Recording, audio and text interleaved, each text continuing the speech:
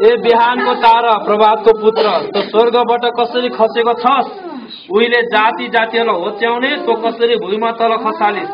तैले आफ्नो हृदयमा भनिस् म स्वर्गमा उक्लनेछु परमेश्वरका ताराहरू भन्दा माथि म मेरो सिंहासनलाई उच्च पार्नेछु पवित्र पर्वतको सबैभन्दा उच्च टाकुरामा सभासदको पर्वतमा म विराजमान हुनेछु म बादलको टुप्पा भन्दा माथि उक्लनेछु म आफूलाई सर्वोच्च परमेश्वर जत्तिकै बनाउनेछु तर त तिहानसम्म खाडलको तल्लो गहिराईसम्म होच्याइस् तँलाई देख्नेहरूले तँलाई एक टक लाएर हेर्नेछन् र तेरो भाग्यमाथि ध्यानसित गुनेर भन्नेछ पृथ्वीलाई हल्लाउने तथा राज्यहरूलाई थरथरी पार्ने त्यो त्यही मानिस हो जसले संसारलाई मरुभूमि बनायो र त्यसका सहरहरूलाई पराजय गरायो कैदीहरूलाई घर जानलाई नदिने के यो त्यही मानिस हो शैतान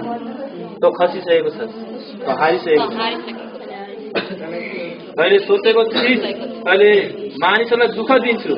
तर अब तैले दुःख दिन पाउँदैनस् येशूको रगतमा यो शरीरलाई छोडेर जा येशूको रगतमा यो शरीर छाप लगाइसकेको छ छोडेर जा छोडेर जा छोडेर जा छोडेर नौटंकी नगर छोडेर जा जति रुन्छ तल छोड्नेवाला छैन हामीले